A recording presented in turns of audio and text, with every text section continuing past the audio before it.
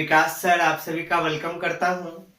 जैसा कि देख रहे हैं धीरे धीरे एग्जाम का समय काफी नजदीक आ रहा है, तो ऐसे स्थिति में पढ़ाई को भी और बेहतर ढंग से करना है और बोर्ड एग्जाम में कोई भी क्वेश्चन छोड़ के नहीं आना है।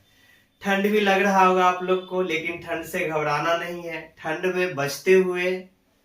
से बचते हुए पढ़ाई को भी एकदम जारी रखना है। ऐसा नहीं कि ठंड है तो रजाई तान के सोए रहते हैं, ऐसा नहीं करना है, पढ़ाई को भी जारी रखना है। तो स्टार्ट करते हैं आज का वीडियो। आज का सेशन जो हम लोग का होगा, इनऑर्गेनिक केमिस्ट्री में जो ऑब्जेक्टिव क्वेश्चन है, इंपॉर्टेंट ऑब्जेक्टिव क्वेश्चन, उसको करेंगे। और ये इनऑर्गेनिक केमिस्ट्री से रिलेटेड पार्ट 1 होगा और इसके बाद भी एक और वीडियो लाएंगे इनऑर्गेनिक केमिस्ट्री से ऑब्जेक्टिव क्वेश्चन का। तो स्टार्ट करते हैं इसको।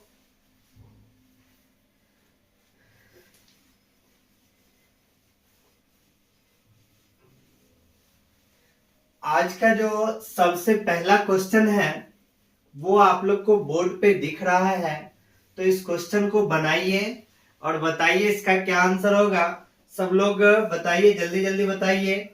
और आप लोग जब लाइव क्लास देख रहे हैं तो कॉपी कलम लेके बैठना है। ऐसा नहीं कि कंबल के अंदर घुसे घुसे आंसर देते रहना, ऐसा नहीं करना है। कॉपी कलम लेके रखना है और जो भी क्वेश्चन है उसका आंसर भी बताते जाना है। तो सबसे पहला जो है, नाइट्रोजन की ऑक्सीकरण अवस्था किसमें अत्यधिक होती है? तो सबसे अत्यधिक ऑक्सीकरण अवस्था पूछा जा रहा है और हमारा जो ऑप्शन है N3H है, N3H है, फिर इसके बाद क्या है, NH3 है, और इसके बाद फिर ऑप्शन क्या है, NH2OH है, NH2OH है, और इसके बाद जो है N2H4 है, N2H4 है। ये हमारा 4 ऑप्शन दिया हुआ है। ऑक्सीकरण संख्या निकालना बहुतों बार सीख चुके हैं और बहुत आसानी से आप लोग बता सकते हैं। यहाँ पे जो हमारा हाइड्रोजन है, हाइड्रोजन का ध्यान रखना है, +1 होता है, हाइड्रोजन का +1 होता है। तो यहाँ पे सभी का हम लोग को ऑक्सीकरण, जितने भी नाइट्रोजन है सबका ऑक्सीकरण अवस्था निकालना है। यहाँ पे ऑक्सीकरण अवस्था निकालने का रूल जान रहे हैं कि जो जिसका निकालना रहता है इसको हम लोग x मानते हैं। तो यहाँ पे 3 गो नाइट्रोजन है तो 3x हो जाएगा। 3 नाइट्रोजन है तो क्या आ जाएगा, 3x हो गया। और ये हाइड्रोजन का +1, तो ये हमारा 0 के बराबर करते हैं। तो यहाँ से x बराबर -1/3 हो जाएगा। तो नाइट्रोजन का कितना आ गया, -1/3 हो गया। यहाँ पे नाइट्रोजन का निकालना है तो नाइट्रोजन को x मान लिए, 3 हाइड्रोजन है तो 3 ले लिए, 0 के बराबर कर दिए। तो यहाँ पे नाइट्रोजन का कितना आ जाएगा, -3 आ जाता है। नाइट्रोजन का -3 हो गया। फिर यहाँ पे देखिए नाइट्रोजन का निकालना है, x हो गया, 2 1 3 हाइड्रोजन है, 1 ऑक्सीजन है, ऑक्सीजन का -2, 0 के बराबर कर दिए। तो यहाँ पे नाइट्रोजन का कितना आ जाएगा, -1 हो गया। अब इसके बाद फिर यहाँ पे जो नाइट्रोजन है 2 गो है, तो 2x + 4, 0 के बराबर कर दिए। तो x बराबर हमारा कितना आ जाएगा, -2 आ जाएगा। तो सबसे अधिकतम ऑक्सीकरण अवस्था पूछा जा रहा है, सबसे अधिकतम ऑक्सीकरण अवस्था किसका हो जाएगा? तो यहाँ पे देखिए सबसे अधिकतम जो है वो हमारा किसका लग रहा है, यहाँ पे -3 है, -2 है, -1 है, और -1/3 है। तो माइनस वाला में क्या होता है कि जो हमारा सबसे छोटा होता है वो हमारा सबसे ज्यादा होता है।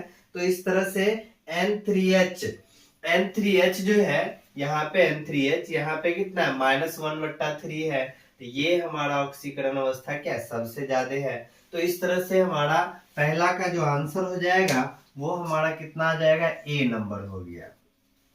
पहला का कितना हो जाएगा, A नंबर हो गया। तो पहला क्वेश्चन का आंसर बता दिए। नाइट्रोजन की ऑक्सीकरण अवस्था किसमें अत्यधिक होती है? तो यहाँ पे N3H जो है इसमें नाइट्रोजन की ऑक्सीकरण अवस्था क्या है, सबसे ज्यादा है। अब हम लोग चल रहे नेक्स्ट क्वेश्चन, सेकेंड नंबर पे चलते हैं। ऑक्सीकरण अवस्था निकालना बहुत आसान है, आसानी से निकाल लेते हैं। फिर दूसरा नंबर क्वेश्चन है, दूसरा आप लोग बताइए जल्दी जल्दी। दूसरा में कहा जा रहा है नाइट्रोजन किस परास्तक भिन्न ऑक्सीकरण अवस्था दर्शाता है। जल्दी जल्दी बताओ, बहुत आदमी का आंसर भी आ रहा है। नाइट्रोजन के बारे में पूछा जा रहा है। तो नाइट्रोजन नाइट्रोजन जो है ये पढ़े हुए हैं कि नाइट्रोजन कौन से, यानी यहाँ पे जब आवर्त सारणी पढ़े थे तो वहां पे बताया गया था ना, आवर्त सारणी में जैसे नाइट्रोजन है परमाणु संख्या कितना होता है, 7 होता है। तो 7 होता है तो 2 और 5, बाहर के कक्षा में कितना है, 5 है। तो 5 है और ये बाहर में कितना पुराना रहता है, 8 पुराना रहता है। तो 8 पुराने के लिए इसके पास दो उपाय रहता है, यानी इस वर्ग के लिए जैसे नाइट्रोजन है फिर फास्फोरस। तो इस वर्ग में जो भी तत्व है, जैसे यहाँ पे फास्फोरस 2, 8, 5, सबके बाहर में 5 इलेक्ट्रॉन रहता है। तो यहाँ पे इसको या तो 3 इलेक्ट्रॉन ग्रहण कर सकता है या 5 त्याग कर सकता है। तो इसका जो है ये हमारा ऑक्सीकरण अवस्था -3 से लेके +5 तक आ जाएगा। -3 से कितना, +5 तक आएगा। देखो कौन सा ऑप्शन है, -3 से +5, यानी दूसरा का कौन सा आंसर, ए नंबर हो जाएगा। दूसरा का हमारा क्या हो गया, ए नंबर हो गया। नेक्स्ट हम लोग चल रहे हैं थर्ड नंबर पे। थर्ड नंबर क्वेश्चन देखिए क्या कहा जा रहा है। थर्ड को बताना है, जल्दी जल्दी बताइए आप लोग आंसर। थर्ड का बताया गया है आप लोग को, नाइट्रोजन क्लोरीन के साथ केवल एक क्लोराइड बनाता है NCl3, जबकि फास्फोरस जो है PCl3 और PCl5 दोनों बनाता है। नाइट्रोजन किसका निर्माण करेगा, NCl3 का निर्माण करेगा। इस टाइप से क्वेश्चन भी लिखाया गया था। और फास्फोरस हमारा PCl3 और PCl5 दोनों का निर्माण करता है। तो नाइट्रोजन वाला में पढ़े हैं, जब हम लोग नाइट्रोजन का इलेक्ट्रॉनिक विन्यास निकालते हैं तो 1s2 2s2 2p3 हो जाता है। और यहाँ पे जब फास्फोरस का निकालते हैं तो यहाँ पे 1s2 2s2 2p6 3s2 3p3, इस तरह से 10 5 15। तो यहाँ पे ये बात यहाँ पे दर्शाया जा रहा है कि नाइट्रोजन केवल NCl3 बनाया, जबकि फास्फोरस जो है दोनों का निर्माण कर लिया। तो नाइट्रोजन में देखिएगा वैकेंट डी ऑर्बिटल, जैसे अगर पहला कक्षा लिखे हैं तो पहला कक्षा मतलब केवल S आ जाएगा। दूसरा कक्षा लिखे हैं तो S और P दोनों आ जाएगा। अगर तीसरा कक्षा आ गया तो S, P और D तीनों आ जाता है। तो नाइट्रोजन में 2 ही तक है, इसका मतलब इसमें D नहीं है। जबकि फास्फोरस में 3 तक आ गया, इसका मतलब इसमें D है, लेकिन D हमारा क्या है, वैकेंट है। इसमें 3D भी है लेकिन D क्या है, वैकेंट है, खाली जगह है। यानी नाइट्रोजन के पास खाली D कक्षक नहीं होता है, जिस कारण से ये केवल NCl3 का निर्माण करता है। जबकि फास्फोरस में जो है वैकेंट डी ऑर्बिटल होता है, जिसके कारण ये दोनों का निर्माण करता है। ये बात बहुत अच्छे से बताया गया था आप लोग को। तो तीसरा का आंसर बताइए कौन सा आ जाएगा, नाइट्रोजन में डी ऑर्बिटल की अनुपस्थिति के कारण, यानी ए नंबर हो जाएगा। तीसरा का आंसर कौन सा हो गया, ए नंबर हो गया। तीसरा का आंसर क्या हो गया, ए नंबर हो गया। नेक्स्ट क्वेश्चन पे हम लोग चल रहे हैं।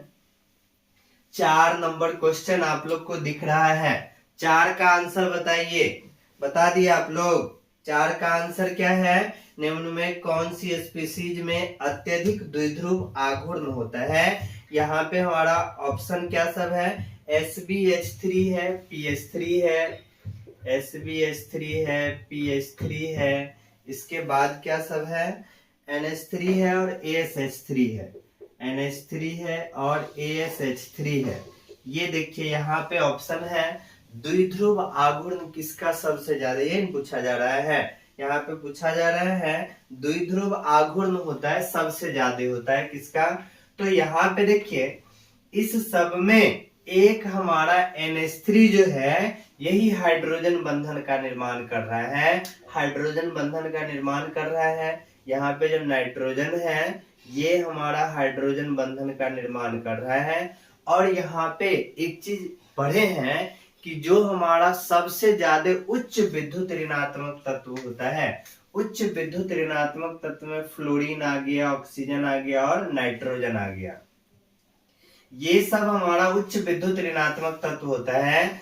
तो यहाँ पे नाइट्रोजन हमारा क्या है, उच्च विद्युत ऋणात्मक तत्व होता है। तो विद्युत ऋणात्मकता का जो गुण होता है, बताया गया आप लोग को कि इस बॉन्ड को अपने तरफ, साझेदारी वाला जो इलेक्ट्रॉन है इसको अपने तरफ अधिक आकर्षित करता है।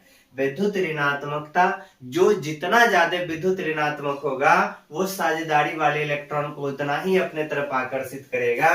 तो इस जगह यहाँ पे जिस जगह जिस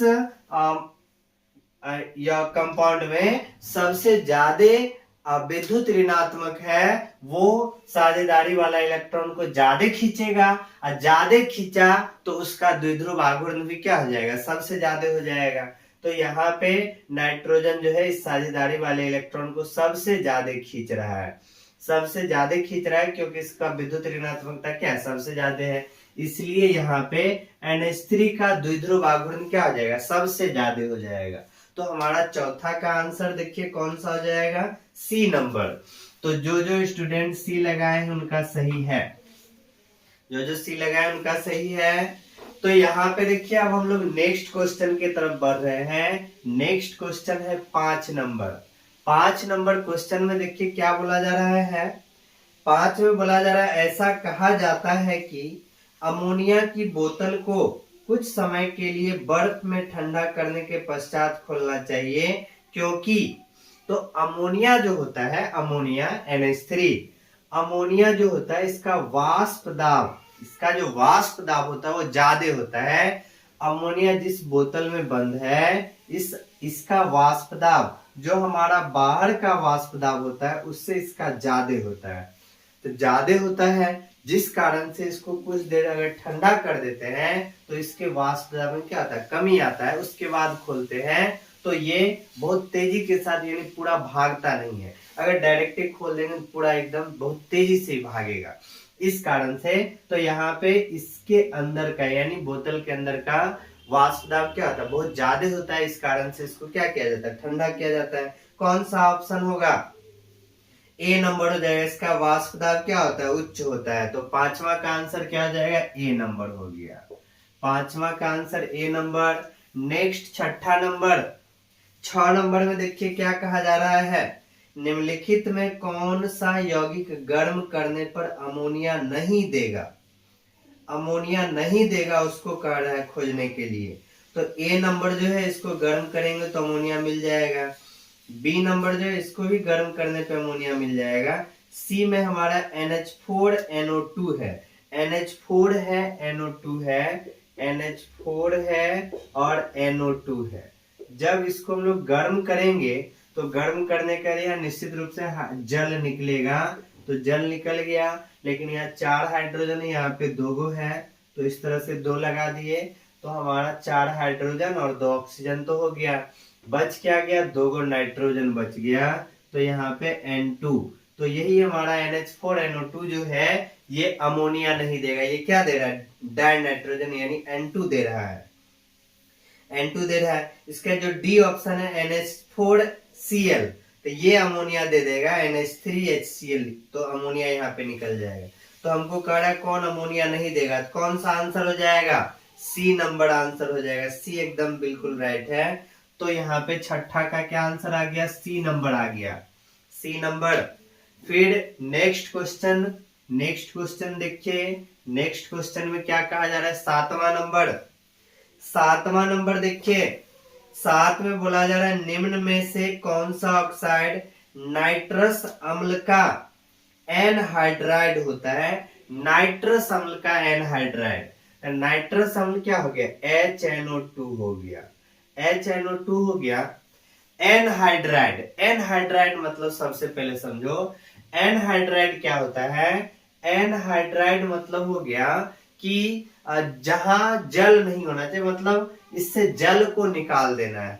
यहां से जल को निकालने के बाद जो हमारा बचता है वो हमारा एनहाइड्राइड हो जाता है। तो यहां से पहले जल को निकाल देते हैं, तो जल निकालने के बाद जो बचेगा वही हमारा एनहाइड्राइड होगा।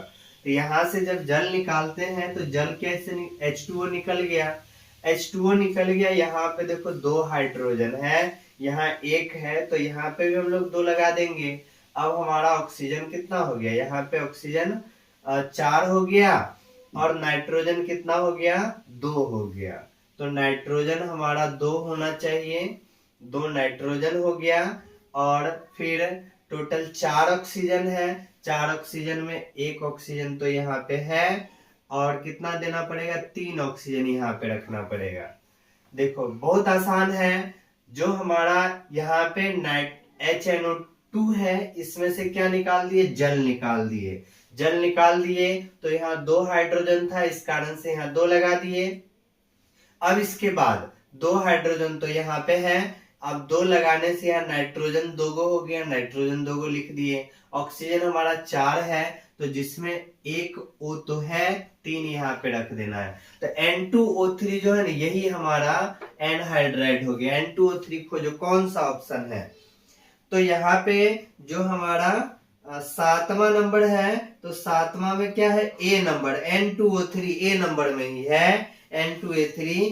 तो यहाँ पे हमारा N2O3 ही क्या है, ये हमारा एनहाइड्राइड है। 7वां का क्या आंसर आ जाएगा, A नंबर हो जाएगा। 7वां का आंसर A नंबर हो जाएगा। 7वां का क्या हो गया, A नंबर। तो आसानी से बना सकते हैं, बस समझना है, सबको समझते हुए बनाना है। फिर देखिए नेक्स्ट क्वेश्चन, नेक्स्ट क्वेश्चन बताना है 8 नंबर। 8 नंबर बताओ। 8वां में बोला जा रहा है नाइट्रोजन का कौन सा ऑक्साइड 250 डिग्री सी पर अमोनियम नाइट्रेट को गर्म करने से प्राप्त होता है। तो किसको गर्म करना है, अमोनियम नाइट्रेट को गर्म कर देना है। अमोनियम नाइट्रेट NH4NO3, इसको क्या करना है, गर्म करना है, यही क्वेश्चन है। अमोनियम नाइट्रेट को गर्म करने से प्राप्त होता है NH4NO3। NH4 है, NO3 है, अमोनियम नाइट्रेट हो गया। इसको क्या करना है, गर्म कर देना है। गर्म कर दिए तो गर्म करने के बाद जो है निश्चित रूप से हाइड्रोजन तो निकलेगा ही, हाइड्रोजन ये जल निकलेगा, गर्म करने से जल निकल जाएगा। तो यहाँ से हम जल निकाल दिए, तो जल निकाल दिए। यहाँ पे तो हमको 4 गो हाइड्रोजन दिख रहा है, तो इस तरह से यहाँ पे अगर हम लोग 2 लगा देते हैं तो 4 हाइड्रोजन तो हो गया और 2 ऑक्सीजन भी हो गया, 2 ऑक्सीजन भी हो गया।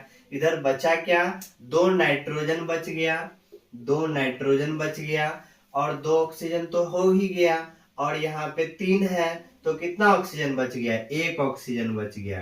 तो हमारा N2O, अमोनियम नाइट्रेट को गर्म करेंगे तो क्या मिलेगा, N2O मिलेगा। 8वां में खोजिए कौन सा ऑप्शन, N2O खोजना है। ए में लिखा है नाइट्रिक ऑक्साइड, नाइट्रिक ऑक्साइड मतलब हो गया NO। फिर दूसरा हमारा nitrous oxide, nitrous oxide N2O, यही हमारा नाइट्रस ऑक्साइड। नाइट्रस ऑक्साइड का ही फॉर्मूला क्या होता है, N2O। ये हमारा नाइट्रस ऑक्साइड, नाइट्रस ऑक्साइड हो गया और यही हमको मिला है, तो इसी खोजना है। तो कौन सा ऑप्शन हमारा हो जाएगा, ऑप्शन नंबर हमारा बी। अमोनियम नाइट्रेट को गर्म कर देंगे तो क्या मिलेगा, नाइट्रस ऑक्साइड मिल जाएगा। फिर हमारा सी नंबर है नाइट्रोजन डाइऑक्साइड, तो ये हमारा NO2 हो गया। डाई नाइट्रोजन टेट्रा ऑक्साइड, ये हमारा N2O4 हो गया। तो हमको क्या मिला है, N2O नाइट्रस ऑक्साइड, इसलिए 8वां का क्या हो गया, B number. Next question 9 number. 9 number question, 9 number question बताना है। 9 नंबर देखो क्या बोला जा रहा है, फास्फोरस की परमाणुता होती है, बताइए जल्दी जल्दी, फास्फोरस किस रूप में पाया जाता है। बहुत सारा स्टूडेंट बताना शुरू किए हैं, जिसका आंसर सही आ रहा है, बहुत सारा गलत भी बता रहे हैं। सिंपल है, फास्फोरस P4 के रूप में पाया जाता है। तो P4 के रूप में पाया जाता है, देखो यहाँ पे 4 कितना है, D नंबर हो जाएगा। 9 का क्या आ जाएगा, D नंबर। 9 का क्या आ जाएगा, D नंबर हो जाएगा। फास्फोरस ध्यान रखना है, D नंबर हो जाएगा। फास्फोरस का परमाणुता कितना होता है, P4 के रूप में पाया जाता है। नेक्स्ट जो है 10 नंबर देखिए, 10 में बताना है सफेद फास्फोरस की संरचना होती है। तो सफेद फास्फोरस की संरचना समचतुष्फलकीय होता है। सफेद फास्फोरस का संरचना कैसा आ जाएगा, समचतुष्फलकीय। खोजो कौन सा ऑप्शन, ऑप्शन नंबर सी में देख लीजिए, सी में दिख रहा है समचतुष्फलकीय। तो 10वां का आंसर क्या हो जाएगा, सी नंबर हो जाएगा। 10वां का आंसर सी नंबर हो जाएगा। एकदम तेजी तेजी में जवाब देना है, जोश ठंडाना नहीं है, एकदम जोश में रहना है। 11 का बताइए, 11 क्वेश्चन दिख रहा है। PCl3 में फास्फोरस का संकरण, PCl3 है, PCl3 में फास्फोरस का संकरण कितना हो जाएगा? sp3, sp3। PCl3 में फास्फोरस का संकरण sp3, कौन सा ऑप्शन? बी नंबर नजर आ रहा है। 11 का क्या हो गया? B number. 11 का बी नंबर हो गया। 11 का क्या हो गया? B number. 12 नंबर बताइए, 12 नंबर क्वेश्चन दिख रहा है स्क्रीन पे, दिख रहा है सबको? हाँ दिख रहा है। 12 नंबर बताइए, चक्रीय मेटाफॉस्फोरिस, चक्रीय मेटाफॉस्फोरिक अम्ल में कितने पीओपी आबंध दिखाई देते हैं? यहाँ पे चक्रीय मेटाफॉस्फोरिक अम्ल है, चक्रीय मेटाफॉस्फोरिक अम्ल है HPO3 का हॉल 3, चक्रीय HPO3 का हॉल 3 होता है चक्रीय मेटाफॉस्फोरिक अम्ल। तो यहाँ पे पीओपी बंध हमको बताना है, तो पीओपी बंध बताना है। पीओपी बंध यहाँ पे देखिए कितना आएगा, इसको बताना है। पीओपी बंध,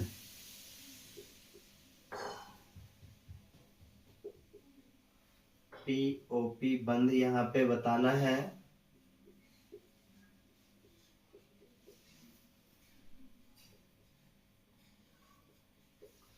टोटल हाइड्रोजन कितना, ऑक्सीजन कितना आ जाएगा? 9 गो। तो यहाँ पे 9 ऑक्सीजन दिख रहा है, 3 हो गया, फिर यहाँ पे 3 6 हो गया, सब हाइड्रोजन के साथ भी है, तो यहाँ पे 9 गो ऑक्सीजन हो गया।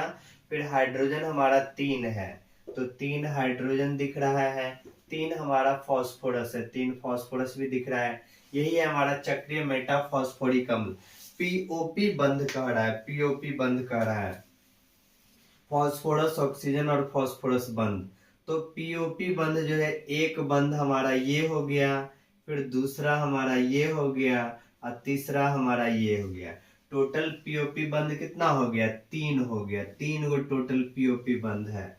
तो यहाँ पे 3 गो पीओपी बंध है। देखो कौन सा ऑप्शन, 12 नंबर में कौन सा ऑप्शन है? 12 में दिख रहा है 3 गो पीओपी बंध, बी नंबर आंसर। 12 का क्या हो जाएगा? B number. 12 का बी नंबर आंसर हो जाएगा। 12 का कितना आ गया? B number. अब इसके बाद जो है नेक्स्ट 13 नंबर, 13 नंबर क्वेश्चन है। 13 नंबर में क्या बोला जा रहा है? निम्न में कौन सा चतुष्क्षारीय अम्ल है? यानी जिसकी क्षारीयता 4 होगा वो हमारा चतुष्क्षारीय अम्ल होता है। तो यहाँ पे चतुष्क्षारीय अम्ल खोजना है, चतुष्क्षारीय अम्ल। तो यहाँ पे ए नंबर है हाइपोफॉस्फोरस अम्ल, हाइपोफॉस्फोरस अम्ल हो जाता है H4P2O6, H4P2O6 चतुष्क्षारीय हम लोग को खोजना है, H4P2O6। इसके बाद जो है दूसरा क्या ऑप्शन है? बी नंबर है HPO3 है, बी नंबर में क्या है? HPO3 है, HPO3 है। सी नंबर में क्या है? सी नंबर है पायरोफॉस्फोरिक अम्ल, जिसको हम लोग H4P2O7 कहते हैं, H4P2O7 कहते हैं। फिर इसके बाद ऑर्थोफॉस्फोरिक अम्ल H3PO4 है, H3PO4 है, H3PO4 है। तो यहाँ पे चतुष्क्षारीय जिसका क्षारीयता कितना होना चाहिए? 4 होना चाहिए। तो यहाँ पे देखो एक ही हाइड्रोजन है, ये तो नहीं होगा, ये दोनों ऑप्शन तो हमारा पहले ही कट गया। अब यहाँ पे इसका संरचना हम लोग बनाते हैं, H4P2O7 का संरचना बनाते हैं, P2O7, P 2 गो है तो इस तरह से कर दिए, और O हमारा 7 गो है, O 7 गो है। बाद बाकी जो O है इसको OH के साथ जोड़ दो, OH के साथ जोड़ दो। तो यहाँ पे 7 ऑक्सीजन पुड़ गया, 4 और 3 हमारा 7, हाइड्रोजन भी हमारा 4 पुड़ गया। तो यहाँ पे देख लीजिए इस जगह हमको क्षारीयता 4 नजर आ रहा है, तो ये हमारा H4P2O7 जो है यही हमारा चतुष्क्षारीय है, यानी पायरोफॉस्फोरिक अम्ल। ये क्या है? हमारा चतुष्क्षारीय है। 13 का क्या आ जाएगा? सी नंबर आ गया। 13 का आंसर क्या आ गया, सी नंबर आ गया, 13 में सी नंबर। तो इनऑर्गेनिक केमिस्ट्री में कुछ संरचना जो है वो निश्चित रूप से जानना पड़ता है। संरचना अगर ध्यान में रखेंगे तो इसका क्षारीयता या कितना है ये सारा चीज निकाल सकते हैं। नेक्स्ट चलिए 14 number question. 14 number question screen पे दिख रहा है। फास्फोरस अम्ल गर्म करने पे निम्न उत्पाद देता है, उपरोक्त अभिक्रिया किसका उदाहरण है। तो यहाँ पे जो फास्फोरस अम्ल जो है गर्म करने पे H3PO3 है, H3PO3 है, और इसको जब गर्म किया गया तो क्या यहाँ पे प्रोडक्ट दे रहा है H3PO4, H3PO4 दे रहा है, H3PO4 दे रहा है। इसके साथ साथ क्या दे रहा है, H3PO4 के साथ ये 3 है PH3, इसके साथ जो है PH3 दे रहा है। यहाँ पे इस अभिक्रिया के बारे में बोला जा रहा है कौन सा अभिक्रिया है। यहाँ पे जैसा देख रहे हैं हम लोग, अगर फास्फोरस का यानी P का ऑक्सीकरण संख्या निकाला जाए तो P का अगर ऑक्सीकरण संख्या निकाला जाए तो यहाँ पे नजर आ जाएगा। अगर इस चार को हम छाट के भी रखते हैं, चार संतुलित करने के लिए आया है, इसको लेके चलेंगे फिर भी उतना ही आएगा। तो यहाँ जैसे हाइड्रोजन 3 गो है +3, फास्फोरस का X, ऑक्सीजन का एक, ऑक्सीजन का -2, 3 गो है -6। तो इस जगह नजर आ रहा है X हमारा कितना आ जाएगा, X हमारा 3 आ जाएगा। तो यहाँ जो फास्फोरस है इसका कितना आ गया, +3 आ गया। यहाँ पे एक ऑक्सीजन का -2 4 है तो -8 हो जाएगा, 8 है यहाँ पे 3, तो हमारा -8 3 है तो 5 बच जाएगा, तो इसका कितना जाएगा, +5 आ जाएगा। यहाँ पे +3 है तो इसके लिए कितना आ जाएगा, -3 आ जाएगा, -3। यहाँ पे देखो चेंज हो रहा है, +3 से +5 हो गया, +3 से -3 हो गया, यानी एक बार घट भी रहा है, ये एक बार बढ़ भी रहा है, एक बार घट भी रहा है, दोनों कंडीशन आ रहा है। तो इस कारण से इसको असमानुपातन बोलेंगे, असमानुपातन बोल देंगे। यानी कौन सा ऑप्शन है, 14 का सी नंबर हो जाएगा, असमानुपातन, यानी सी नंबर। 14 का क्या आंसर हो गया, सी नंबर हो गया। तो 14 में क्या लिखना है, सी लिखना है, 14 नंबर में सी लिखना है। Next question 15 number. ऑक्सीजन की सहसंयोजकता 2 से अधिक नहीं हो सकती, जबकि सल्फर +4 या +6 दर्शा सकता है। ऑक्सीजन का जो है 2 से ज्यादा नहीं हो सकता, लेकिन जो सल्फर है +4 और +6 दोनों दर्शा सकता है। तो यहाँ पे भी ऑक्सीजन का अगर निकालेंगे इलेक्ट्रॉनिक विन्यास तो ऑक्सीजन में वैकेंट d ऑर्बिटल नजर नहीं आएगा, वैकेंट d ऑर्बिटल नजर नहीं आया, इसी कारण से ऐसा होता है। तो यहाँ पे खोजिए कौन सा ऑप्शन, तो ऑक्सीजन परमाणु में d ऑर्बिटल नहीं होते, ए नंबर में ही दिख गया। 15 का क्या हो गया, ए नंबर, 15 का ए नंबर। 15 क्वेश्चन हो गया। अब चलेंगे 16 नंबर क्वेश्चन। 16 नंबर बताओ, सल्फर हेक्साफ्लोराइड में सल्फर का संकरण, सल्फर हेक्साफ्लोराइड, सल्फर हेक्साफ्लोराइड तो SF6 हो गया, SF6 हो गया। तो SF6 यानी सल्फर है और हमारा फ्लोरीन क्या है, 6 गो है। तो 6 गो जब रखते हैं तो 6 के लिए यही जगह होता है 6। और इस तरह का आकृति बताइए, कौन सा आकृति है, अष्टफलकीय, अष्टफलकीय। तो ऑप्शन खोजो, कौन सा ऑप्शन है, 16 का, 16 में आ जाएगा अष्टफलकीय, ये हमारा कौन सा 16। सल्फर हेक्साफ्लोराइड, सल्फर का संकरण पूछा जा रहा है, और संकरण पूछा जा रहा है तो यहाँ पे संरचना देख लिए, अष्टफलकीय है, और अष्टफलकीय में प्रसंकरण याद करो कौन सा बताए थे, अष्टफलकीय में पढ़े थे sp3d2, sp3d2 यही पढ़े थे, sp3d2।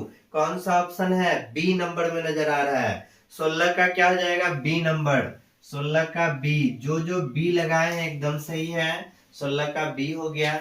नेक्स्ट क्वेश्चन पे चलिए, 17 नंबर पे, 17 नंबर बना के बताइए, 17 का कौन सा आंसर आएगा।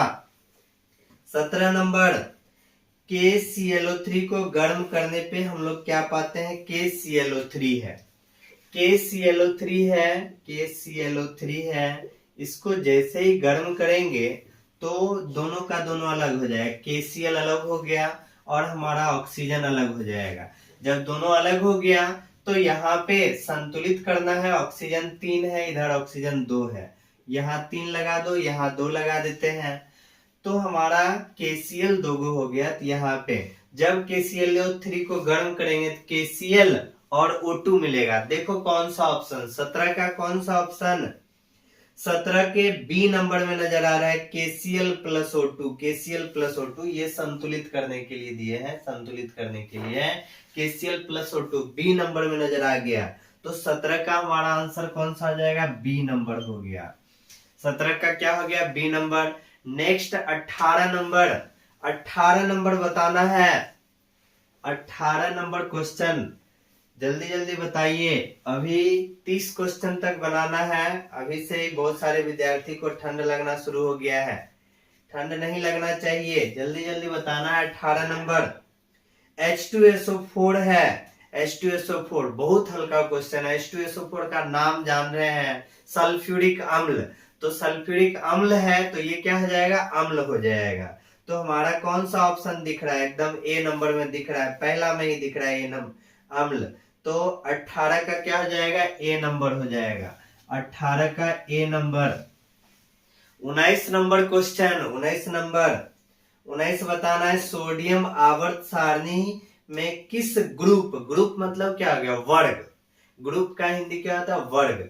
तो सोडियम, सोडियम किस वर्ग में है, तो पहला ही वर्ग में कितना बार पढ़े हैं, हाइड्रोजन है, लिथियम है, हॉलिना, केरूबी, कैसे फ्रांस गई, पढ़े हैं, निश्चित रूप से पढ़े हैं, बताएं, बहुत बार आवर्त सारणी समय बताए थे। ये सब हमारा पहला वर्ग में है, पहला वर्ग में है, हॉलिना, केरूबी, कैसे फ्रांस गई।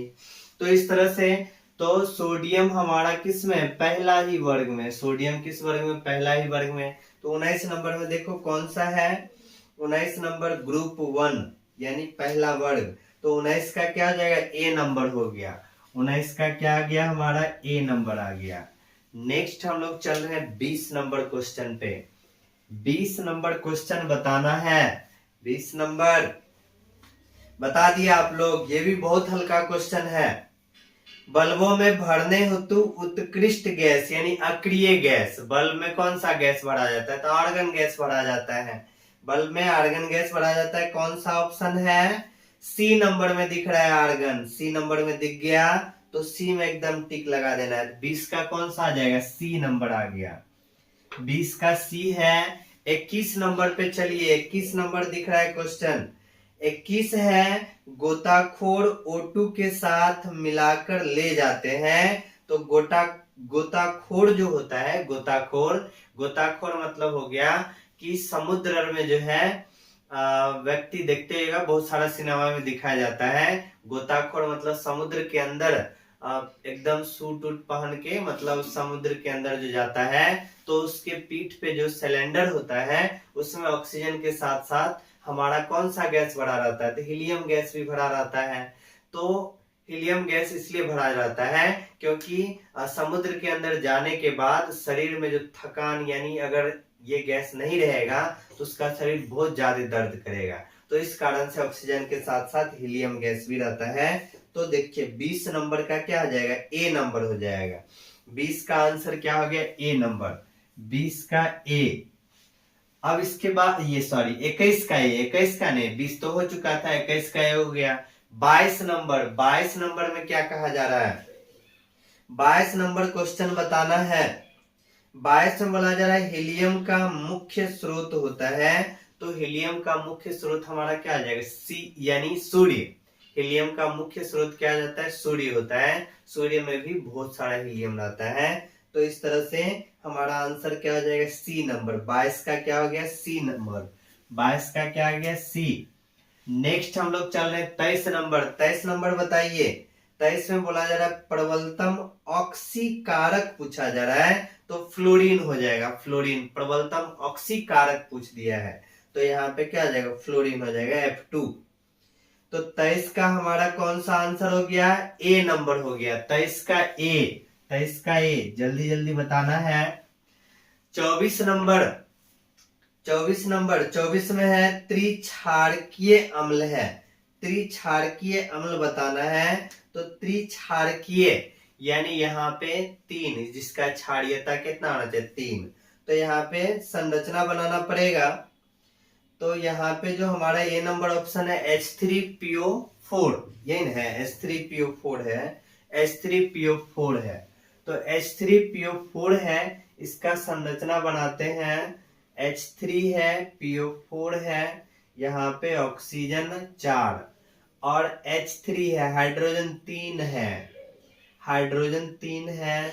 तो यहाँ पे देखो, यहाँ पे क्षारीयता जो है आसानी से पता चल गया। यहाँ पे हमारा 3 है, 3 है। तो यहाँ पे जो रिप्लेसेबल है, तो OH, जब हाइड्रोजन डायरेक्ट ऑक्सीजन से जुड़ा रहेगा तो ये यहाँ से रिप्लेस हो सकता है, ये भी रिप्लेस हो सकता है, ये भी, ये नहीं हो सकता है। तो इस तरह से क्षारीयता इसका कितना आ जाएगा? 3 हो जाएगा। तो ए नंबर ऑप्शन ही हो जाएगा। त्रिक्षारीय अम्ल है तो कौन सा हो जाएगा? ए नंबर, H3PO4 हो जाएगा, H3PO4। तो 24 का क्या आ जाएगा? ए नंबर। 24 का क्या आंसर आ गया? ए। 24 में ए। 25 नंबर, 25 नंबर क्या है? 25 नंबर आंसर क्वेश्चन 25 में बताना है H3PO3 है, H3PO3 है। तो H3PO3 कितना क्षारीय है ये हम लोग को बताना है। H3PO3 है, तो H3PO3 है, तो H3PO3 है, H3PO3 है, ऑक्सीजन हमारा कितना है? 3 ही है, और हाइड्रोजन है 3 है। तो इस तरह से यहाँ पे ये कितना क्षारीय हो सकता है? यहाँ पे देखिए 2 जगह से ही रिप्लेस हो सकता है। यहाँ तो डायरेक्ट हाइड्रोजन इससे जुड़ा है, तो OH है, यहाँ पे OH है, तो 2 जगह से रिप्लेसेबल है। इस कारण से इसका क्षारीयता कितना हो जाएगा? 2। तो द्विक्षारीय हो सकता है। H3PO3 है द्विक्षारीय यानी द्विभाषमिक। क्षार बोलो या भस्म बोलो, दोनों एक ही चीज आता है। तो यहाँ पे जो हमारा 25 नंबर है, 25 का आंसर क्या हो गया? बी नंबर हो गया। 25 का आंसर कितना हो गया? B number. 25 का answer B number. Next question हमारा 26 नंबर। 26 नंबर क्वेश्चन दिख रहा है, निम्नलिखित में से कौन हाइड्रोजन बंधन नहीं बनाता? बहुत आसान क्वेश्चन है, सभी लोग बताइए इसका क्या आंसर होगा। तो यहाँ पे जो है किसी का नाम हम नहीं ले पा रहे हैं, कोई दिक्कत नहीं है, क्योंकि फास्ट में करना रहता है, फास्ट में बताना रहता है। तो आप लोग लास्ट में निश्चित रूप से आप लोग खुद बताइए कि कितना आप लोग का सही हुआ है। 26 नंबर का आंसर आने लगा है एकदम, बहुत विद्यार्थी सही भी बता रहे हैं। 26 में हाइड्रोजन बंधन नहीं बनाता है, हाइड्रोजन बंधन नहीं बनाता है, बहुतों बार पढ़ चुके हैं, और ये बार बार आता था क्लास में, बहुतों बार आ चुका है। हाइड्रोजन बंधन कब बनेगा? जब हाइड्रोजन फ्लोरीन, ऑक्सीजन और नाइट्रोजन से जुड़ा हो। यानी हाइड्रोजन जहां है, जरूरी नहीं कि सभी के साथ हाइड्रोजन बंधन होगा। हाइड्रोजन बंधन तभी कहलाएगा जब हाइड्रोजन उच्च विद्युत ऋणात्मक तत्व फ्लोरीन, ऑक्सीजन और नाइट्रोजन से जुड़ा रहेगा। ये कंडीशन होगा तभी हाइड्रोजन बंधन होगा, अन्यथा हाइड्रोजन बंधन नहीं होगा। ये क्वेश्चन है बोर्ड में भी पूछा गया है। यहाँ पे बताना है ऑप्शन में कौन हाइड्रोजन बंधन नहीं है। तो देखिए NH3 है, तो NH3 है, तो NH3 में हाइड्रोजन नाइट्रोजन से जुड़ा हुआ है, हाइड्रोजन बंधन हो जाएगा। फिर H2O है, H2O में हाइड्रोजन जो है ऑक्सीजन से जुड़ा हुआ है, तो यहाँ भी हाइड्रोजन बंधन होगा। HCl है, तो HCl यहाँ पे बताए हैं, HCl हाइड्रोजन बंधन नहीं होगा। यहाँ पे हाइड्रोजन जब इस तीनों के साथ जुड़ा हो तभी हाइड्रोजन बंधन होगा। तो यहाँ पे हमारा आंसर क्या हो जाएगा? सी नंबर। 26 का क्या हो गया? सी नंबर हो गया। 26 का सी नंबर हो गया। नेक्स्ट हम लोग चल रहे 27 नंबर। 27 बताना है, 27 आप लोग बताइए। ऑक्सीजन और ओजोन एक दूसरे के क्या होते हैं? बताओ जल्दी जल्दी। ऑक्सीजन और ओजोन एक दूसरे के अपर रूप हैं। तो सी नंबर आंसर, सी में दिख रहा है अपर रूप। तो यहाँ पे 27 का क्या आ जाएगा, सी नंबर आ जाएगा, 27 का सी। नेक्स्ट हमारा है 28 नंबर। 28 में बताना है आप लोग को कौन सा धातु साधारण तापक्रम पे द्रव होता है। ये भी बहुत आसान है। साधारण ताप पे द्रव के रूप में पारा, पारा मतलब भैंस वाला पारा नहीं, यहाँ पे पारा मतलब हो गया थर्मामीटर में रहता है वो पारा, ध्यान रखना। तो कौन सा धातु साधारण ताप पर द्रव होता है, पारा, बी नंबर, बी नंबर हो गया। 28 का क्या हो गया, B number. Next 29 number question, 29 दिख रहा है आप लोग को स्क्रीन पे। 29 में बोला जा रहा है निम्नलिखित में सबसे कम भास्मिक है, तो सबसे कम भास्मिक NF3 यानी फ्लोरीन वाला जो है वो सबसे कम भास्मिक हो जाएगा। तो 29 का हमारा क्या हो जाएगा, डी नंबर, NF3 ये हमारा क्या हो जाएगा, सबसे कम भास्मिक हो जाएगा। नंबर क्वेश्चन 30 नंबर क्वेश्चन है, सल्फर अणु है, सल्फर कितना रूप में पाया जाता है, S8 के रूप में पाया जाता है। सल्फर कितना रूप में पाया जाता है, 8, S8, सल्फर जो है ना 8 के रूप में पाया जाता है। तो यहाँ पे खोजो कौन सा ऑप्शन है, अष्ट परमाणविक यानी डी नंबर हो गया। 30 का हमारा क्या हो गया, डी नंबर हो गया, 30 का हमारा डी हो गया। तो यहाँ तक बना लिए हैं, यहाँ तक आप लोग देखिए इस क्वेश्चन को। तो जिन स्टूडेंट का जितना सही हुआ है एकदम फास्ट में बताइए किनका कितना सही हुआ है, कमेंट बॉक्स में जरूर बताना है, ताकि हमको भी पता चले कौन कितना मेहनत से पढ़ाई कर रहे हैं और कौन जो है ढिलाई कर रहे हैं। तो ये हमारा जो था पार्ट 1 था। फिर इसके बाद इनऑर्गेनिक केमिस्ट्री से पार्ट 2 भी लाया जाएगा, क्योंकि इससे भी बोर्ड एग्जाम में क्वेश्चन पूछा जाता है। तो निश्चित रूप से पढ़ाई को एकदम जारी रखना है। ठंडा लगे तो लगे, लेकिन पढ़ते भी रहना है, ठंडा से बचते हुए पढ़ाई करते रहना है, क्योंकि एग्जाम काफी नजदीक आने वाला है, बहुत नजदीक आ भी चुका है। तो फिर मिलते हैं नेक्स्ट वीडियो में, नेक्स्ट इनऑर्गेनिक क्वेश्चन, इनऑर्गेनिक से रिलेटेड ऑब्जेक्टिव क्वेश्चन के साथ। धन्यवाद।